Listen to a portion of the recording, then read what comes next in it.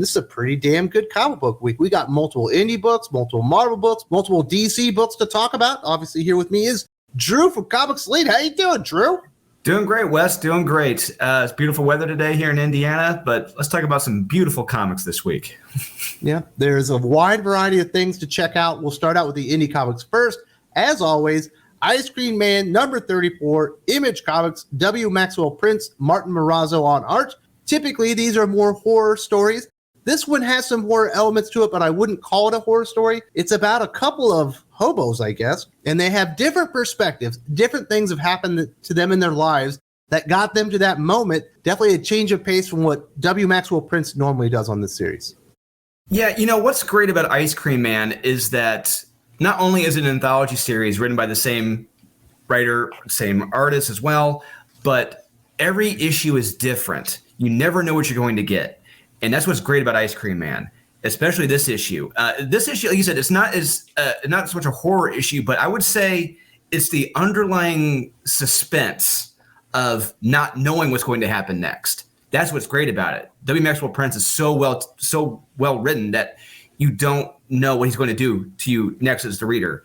And there's great moments in this where, like, one of the hobos, he's given a box. He's told from the other hobo, "Oh, it's a hamburger." But I'm subconsciously thinking, I don't think so. That's probably gonna be like a rat, cockroaches, or whatever. But he does a great job building that suspense. But like you said, it does have some horror elements at the end. But yeah, this issue was really, really damn good. I can't recommend this enough. Like I said, it's not a horror book, but I will say W. Maxwell Prince is he's probably a new master of suspense, because you don't know what's going to happen next. He is terrific. Every issue is amazing. Please do check out Ice Cream Man. And if you can't get enough W. Maxwell Prince, check out Art Brute. That's a story they've already published. It's being repurposed as a sequential series from Image Comics. Definitely support great comic book writers. Speaking of great comic book writers, we've got the Magic Order Volume 4, Number 2, Image Comics. Mark Millar, Dyke Ruin on art here. It's shocking how many amazing series Mark Millar is putting out right now in like 2023. He doesn't need to be doing any of this, but he's the best comic book writer in the entire industry right now. Yeah, he really is. Yeah, he's a millionaire. He is effectively a millionaire. He does not have to do this. He can just hang out on Netflix, see his stuff be produced, just sit back, relax, chill. Netflix and chill. He could be doing that. But he loves the craft so much. He loves comic books so much that he wants to keep doing this. We don't see this quality, this trade, this skill in other writers right now from Marvel or DC. And Mark Millar has it in spades, which is why he is arguably the best right now. And this series, Magic Order, Volume 4, Number 2, if you thought Mark was just going to, coast this into neutral, nothing's going to happen, they're all going to be sitting around drinking and eating and talking. No, this stays in high flipping gear. The magicians, our heroic magicians we root for, they're all taken out one by one, very painfully and very brutally in this issue. It doesn't look like our heroes may stand a single chance against this group, but maybe there's a little glimmer toward the end of this, a little gleam, as Marty Schottenheimer would put it. But this is really damn good. Once again, great art, dialogue, pacing, top-notch. Mark Millar is killing it. Absolutely. If you can't find good comic books in the market today, go to the shop, find something that says Mark Millar that's new, and you're going to be very happy. Everything is just reading so well right now. We've also got Vampirella Strikes number 10 to recommend from Dynamite. Tom Snigowski with Jonathan Lau on art. We haven't really been talking about this one. I didn't even know this series existed until today. Yeah, I've been reading them. The issues themselves, they've been okay. They haven't really been great. They haven't been bad. They've just been, all right. Flip a coin. If you got extra change in your pocket, go ahead and buy it, maybe. But I really like this one. This one was really damn good. So we follow this one gentleman. He's being used as a juice box for the vampires. So there are people who are used, as vampires to get their fix off of. And he winds up getting saved by Vampirella, and he woos Vampirella with his charm. And they're supposed to go out on a big date, but something or someone, may have other plans for Vampirella and this gentleman. The pacing, the dialogue, the creepy art, this was solid. And I love seeing this twist with humans being used as drugs for quick fixes for vampires. This is a strong recommend. If you want some Vampirella stuff, definitely check out. There's a lot of stuff going on from Dynamite right now.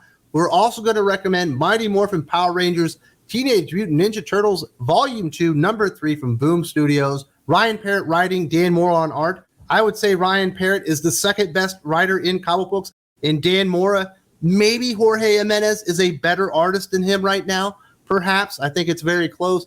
The creative pairing on this one is absolute dynamite. This is the slickest looking TMNT comic you're ever going to see. But at the same time, it's also the slickest Mighty Morphin Power Rangers comic you're ever going to see. The art is just mind-blowing. This issue was amazing. Our heroes, they lose the command center, lose the Power Ranger command center to Krang and the other villains. The Rangers lose contact to the Morphin grid, so they lose their powers. What are they going to have to do? They just might have to mutate into something else. I'm not going to spoil what happens, but I'll leave it at that. They mutate. This was really damn good, really fun. We know the stakes. We know the missions. We see how the teams have to split up. It sets up for a great next issue. And Dan Mora, not enough can be said about how amazing he is right now between World's Finest and Mighty Morphin Power Rangers and TMNT. He really is, the big artist right now, in my opinion. Strong recommend. And we got Shazam just around the corner from Dan Mora. And he just wrapped up Once and Future with Kieran Gillen, which is another pretty cool series. Those are our indie comic book recommendations. Let's move over to the big two, starting out with Marvel Comics. Definitely recommending Doctor Strange Fall Sunrise number 4. Tradd Moore writing and illustrating this one. This is an absolute mind trip of a comic book. It is going to read much better in trades because it's very dense. There's a lot of storytelling, and you're never quite sure exactly what's going on. I like the way that he concludes it to where it is going to be self-contained, but there still are implications for the beings that he's interacting with within the universe. It's all about the art. The art is so stunning. It's so mind-blowing. Grab you some caps, read this comic book, and you are in for one of the weirdest trips of your life. Yeah, absolutely. I really think Steve Ditko would really love this guy if he were still alive. He would be like, you've done a great job with Doctor Strange. Because if you think back to Ditko, his art was very trippy when he did Doctor Strange. You look at this, Tradd Moore, the art in this, every panel, every page is so flippin' trippy with Doctor Strange in this alternate universe. And you said in this issue, is a baby going to be delivered and survive? Is Doctor Strange going to return home? You got to read to find out. In this alternate universe, it is creepy. It is weird. This is a true Doctor Strange story. And Tradd Moore, great. He's not the best right now, writer artist. He could get there potentially, but he is really damn good. Strong recommend for this one. This is going to be remembered as one of the better Doctor Strange books. He's still not out there with Daniel Warren Johnson or like a Liam Sharp as a writer artist, but he ain't half bad either. Let's just put it that way. Absolutely, definitely worth your time and money, but be prepared. It's really strange, just like the name implies. We're also recommending Strange Academy Finals number 4, Skottie Young, Humberto Ramos. We're heading to the end of the road of the Strange Academy series. There's going to be a big attack on the Strange Academy itself. Emily has kind of been a turncoat. She's taken some of the students with her, but some of them are having a change of conscience. They're realizing the implications of the things that they're about to do as the Strange Academy gets ready for this big storm that's going to hit New Orleans. It's really building the tension to what's to come. Like, I'm ready for the next issue. I'll make no qualms about this. I love this series. This is arguably Marvel's best series right now, best ongoing. Now, what makes this issue interesting the most to me? Maybe I'm reading a little bit too much into it. I don't know. It reminds me of something very biblical. Reading this now, when I say that, there's a lot of elements in here. Like when not only we have a flood going on in this. I know it takes place in New Orleans, but flood typically it's a biblical element. And we see evil being slowly undone by itself, very slowly. We have kids, who did turn to the dark side. They're coming back, and not also on top of that, we also have acts of forgiveness here. Our kids, they are forgiving the ones who went to the dark side. They're coming back. We got all these elements in here. These are very biblical, traditional elements and great storytelling elements. And I think this really shows us how strong of a writer Skottie Young is. And on top of that, Humberto Ramos's art is beautiful. This is arguably the best stuff he's done in 20 years. This is better than his Spider-Man stuff. Yes, I did say that, and I am going there. I can't recommend this enough. This does get a stigma for being a kid's book, which is unfortunate because all ages, adults, kids, should be reading this. This is a traditional Marvel comic where all ages can read this. If you're not reading this, shame on you. You really do need to read this. This is really damn good. Skottie Young is a great storyteller. please do check out Strange Academy Finals #4. Absolutely one of the best series that you're going to find in all of comic books, and you could read it for your kids. Moving over to DC Comics, not surprisingly, Batman Superman World's Finest #12, Mark Waid, Emanuela Lupacchino in on art this time. Dan Mora is not the artist on this one, and it kind of makes sense. This is not an action-packed comic book issue.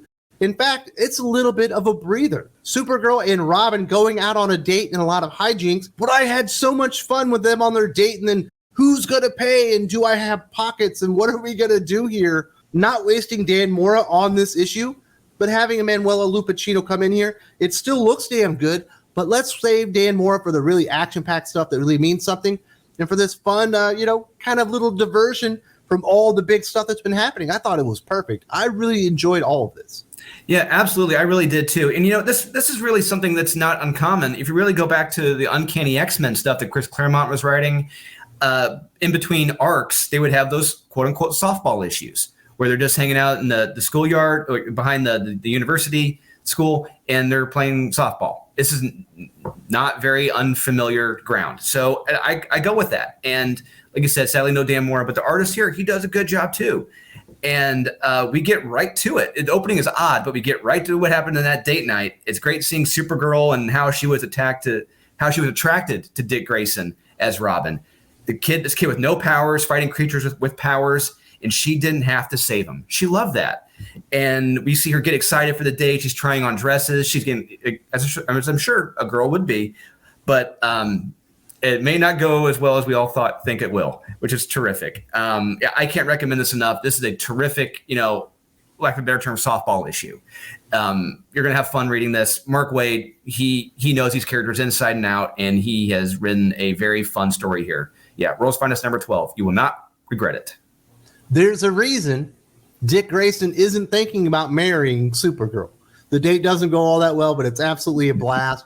Also from DC Comics, definitely recommending Flash 792, Jeremy Adams, Roger Cruz on art.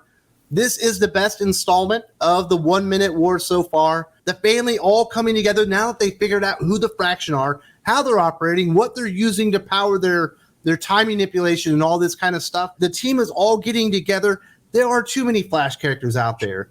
But the one thing Jeremy Adams does better than basically every other writer, and what makes it work, is he understands they're all individuals. It doesn't feel like everyone is just another Flash character. He embraces who they are, and I think that's why this is the best issue of that series, or that event so far. Yeah, I will say this one was good. Like, I had a lot of fun with the previous issue with Impulse and Kid Flash. I thought how they were written in that, perfect.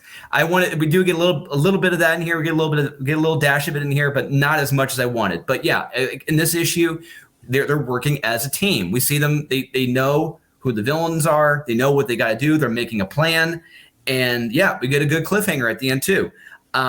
I can't wait to see where it goes to next. This was a lot of fun. Please do check this out. This is one of the better titles right now from DC Comics, The Flash 793. Jeremy Adams is a superstar in the making. Please do check this out.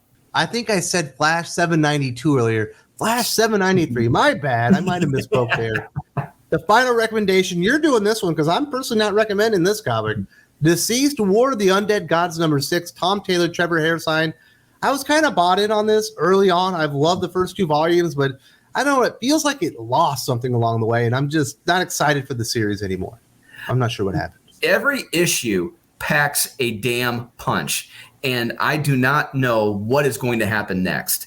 In this issue, for example, we get Lobo. Lobo is back, and not necessarily the Guardians of the Universe, but this Universal team, this group, they want Lobo to save the universe. We'll give you 100 years of hedonism. We won't do anything. He says, all right, fine, I'll save your stupid universe. But what's also great about this as well, there's a monumental, cataclysmic fight between the Spectre and Mr. Mxyzptlk. That looks and sounds so epic in scale that how is this not a bigger event? And it blows the mind when you see like what a talented artist can do, what a very talented writer can do. Tom Taylor.